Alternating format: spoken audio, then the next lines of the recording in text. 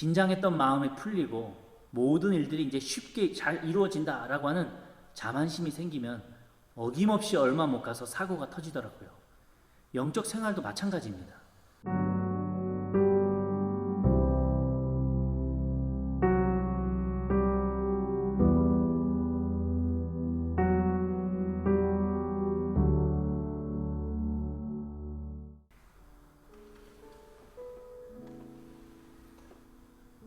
할렐루야. 한 주간도 평안하셨는지요?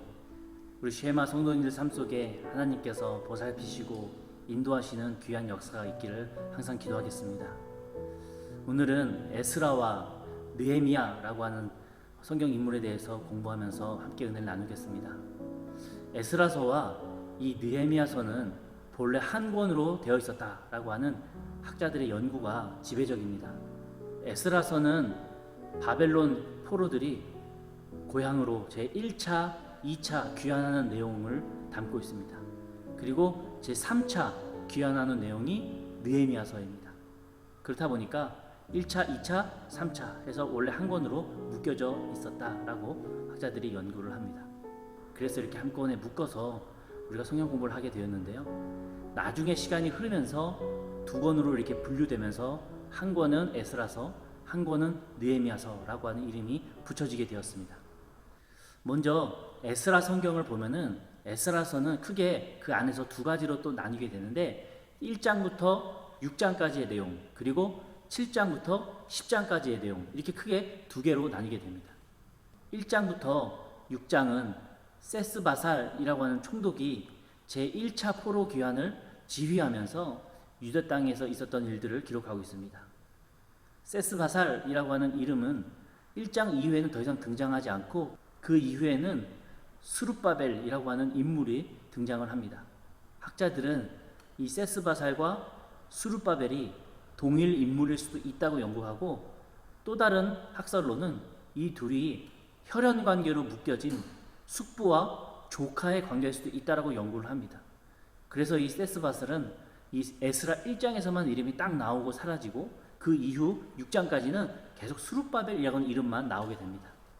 그리고 7장부터 10장까지는 제2차 포로 귀환을 다루고 있는데, 이때 처음으로 에스라라고 하는 사람이 등장을 하면서 종교개혁과 부흥운동을 하는 내용들이 나옵니다. 그리고 3차 포로 귀환 때, 마지막 포로 귀환이었는데요, 인솔자였던 느헤미야가 등장을 하는 것입니다. 이 느헤미야는 유대 노예 출신부터 시작을 해서 바사 아닥사스다 왕의 술 맡은 관원장까지 올라갔던 사람이었습니다. 술 맡은 관원장의 역할은 왕 대신에 먼저 술을 마셔보고 그 술을 왕에게 따라주는 그러한 역할을 한 사람입니다. 창세기에 나오는 요셉의 이야기에서도 술 맡은 관원장 이야기가 나오지 않습니까? 거기서도 알 수 있듯이 이 술 맡은 관원장은 단순히 술만 담당하는 것이 아니었습니다. 국가적인 위기 앞에서 의견을 조율하고 아이디어를 낼 때 그 자리에 함께 참석을 하고 이런저런 아이디어를 낼 수 있는 참모입니다. 중요한 역할을 담당하는 사람인 거죠. 그래서 이 술 맡은 관원장이 회의할 때에 말 한마디로 인해서 왕의 결정이 바뀔 수도 있는 이런 역할을 감당하는 중직입니다. 그런데 이 중직을 담당하고 있던 느헤미야가 자신의 고향인 예루살렘의 성벽이 외부적 압력으로부터 무너졌고 이대로 가다간 유대 땅의 재건이 무산될 수도 있다라고 하는 그런 생각을 하게 됩니다. 느헤미야는 너무 마음이 아팠고 하나님께 기도하면서 결단을 하게 되죠. 결국 그 화려하고 안락한 그 왕궁 생활을 포기하고 척박하고 위험한 유대 땅의 총독으로 자원해서 발령을 받아 이스라엘로 향하게 됩니다. 보통 사람이라면 그렇게 결정하기가 어렵죠. 그런데 느헤미야는 그 파손된 예루살렘 성벽을 재건하고자 자기 스스로 간 것이죠. 결국 갔고 재건을 시작합니다.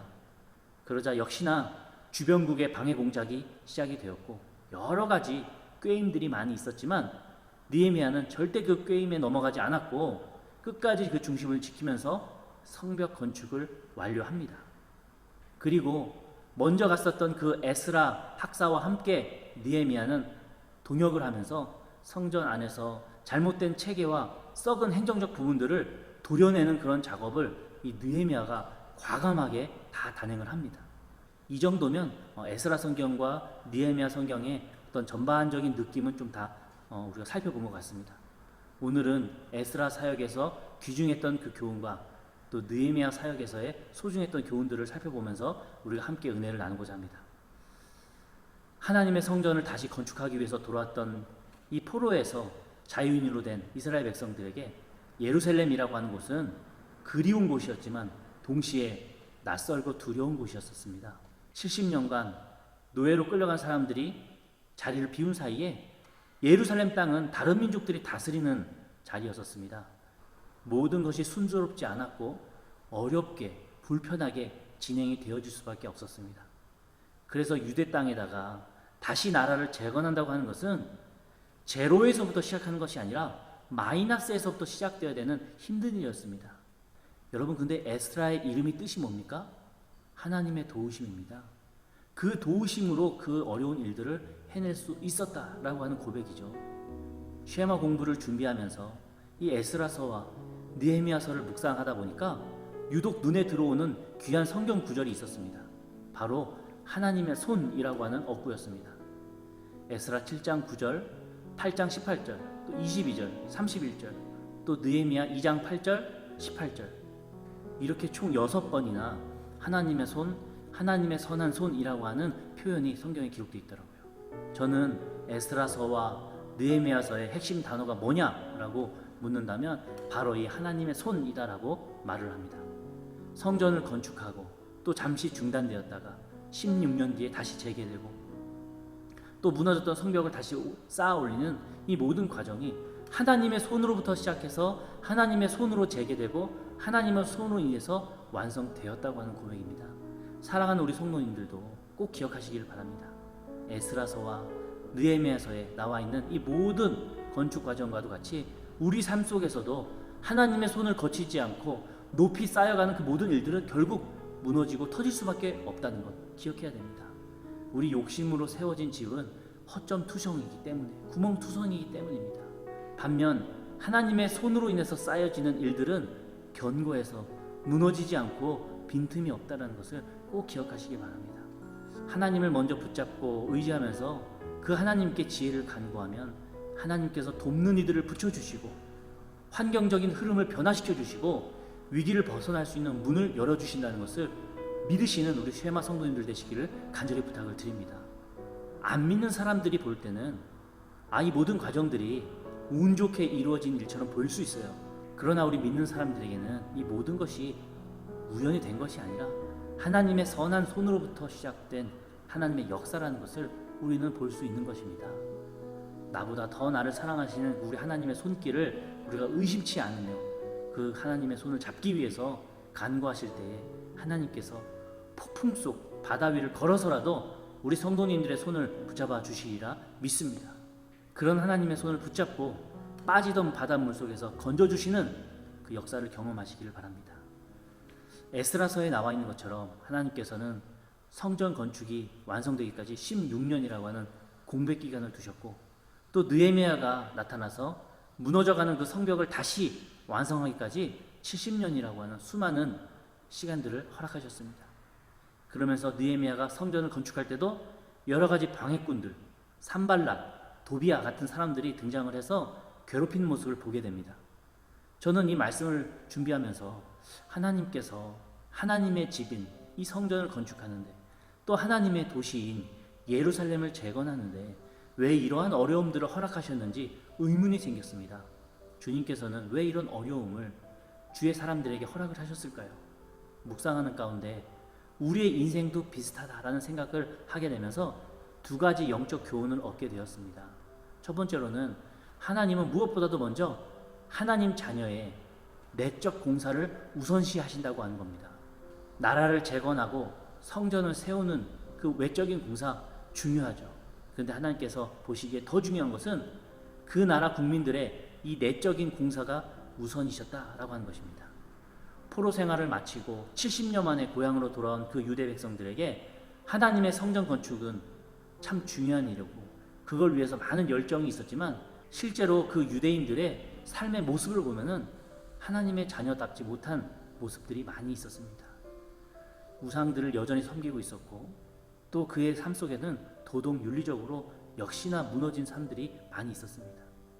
옛날 그들의 조상들이 믿고 의지하던 그 하나님의 집, 성전을 건축하기를 원하고는 있었지만 그 성전 밖에서의 유대인들의 삶의 모습은 저 사마리아 사람들의 삶의 모습과 별반 다르지 않았다고 하는 것입니다. 근데 그도 그럴 것이 70년이라고 하는 긴 시간 동안 바벨론에서 노예로 지내면서 한 세대가 이미 지나버렸고 옛 조상들은 다 노예로서 인생을 마감하게 됩니다. 바벨론에서 새로 태어난 유대 백성들이 노예 생활을 하다가 자신들의 옛 고향으로 돌아왔는데 어떻게 하나님을 섬겨야 되는지, 어떻게 성전 안에서 하나님께 예배 드려야 되는지, 하나님의 성경을 어떻게 만나고 읽어야 되는지 모르는 거예요. 경험이 없기 때문입니다. 그래서 하나님께서는 성전 건축도 중요하지만 유대 땅의 나라를 재건하는 것도 참 중요하지만 무엇보다 더 중요한 것은 돌아온 그 유대 백성들의 내적인 공사가 더 중요하다라는 것을 주님께서 강조하신 것입니다. 그래서 16년 동안 하나님께서는 유대 백성들의 내적인 영적 건강을 위해서 성전 건축은 잠시 중단하시더라도 그들의 영적 건강을 우선으로 살피셨습니다. 그래서 에스라 4장과 5장 사이에는 16년이라고 하는 시간이 숨어 있는 것이죠. 사랑하는 우리 쉐마 성도님들의 내적 영적인 모습은 어떻습니까? 나의 마음속 공사는 튼튼히 잘 진행되고 있습니까? 내 안의 신앙의 그 기초가 튼튼하지 않으면 나는 모래 위에 지어진 사람처럼 사탄이 후 하고 시험을 불면 무너지고 쓰러지는 사람이 되는 것입니다. 사랑하는 우리 쉐마 성도님들, 마음속에 있는 내적 성전이 튼튼하게 바로 서 있기를 항상 중보기도 하겠습니다. 두 번째 영적 교훈은 하나님을 잊지 않는 영적 나태함을 극복하기를 원하셨다고 하는 것입니다. 느헤미야의 사명은 무너진 성벽을 다시 건축함으로써 하나님 나라를 안전하게 보호하는 것이었습니다. 주변 나라의 입장에서는 기분 좋지 않은 일이죠. 그러면서 주변 나라에서의 여러 가지 방해들이 시작되는데 느헤미야는 여러 가지 달콤한 제안도 마다하고 협박성 편지도 다 이겨내고 무시하면서 오직 하나님만 바라보면서 전혀 타협하지 않고 하나님께 받은 소명을 완성해 가는데 애를 씁니다. 그러면서 성벽 건축자들로 하여금 한 손에는 칼을 들고 다른 한 손에는 건축 도구를 들면서 일하도록 시킵니다.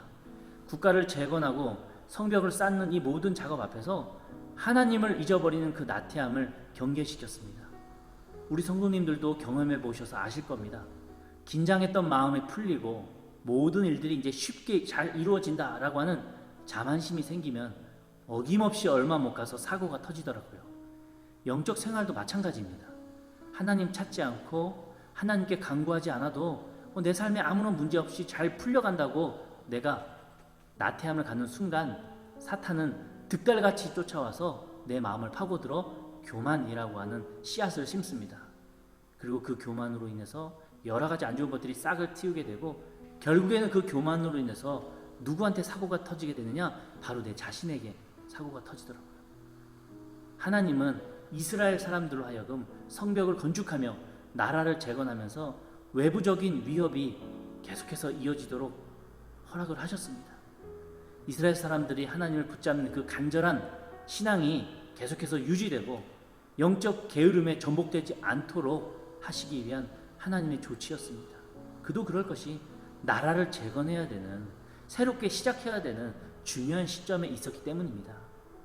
사랑하는 우리 쉐마 식구분들도 내가 영적으로 게을러지는 그 순간에 사탄이 역사하고 결국 일이 터진다는 것을 기억하시면서 한 손에는 성경 말씀을, 다른 한 손에는 삶의 열심을 내시는 영적 균형이 잘 잡히시기를 부탁을 드립니다. 그 삶 속에 우리가 기도하고 바라는 것들이 재건되는 귀한 역사가 있게 될 줄로 믿습니다. 한 주간도 주님 안에서 승리하시는 주의 자녀 되시기를 간절히 축원합니다.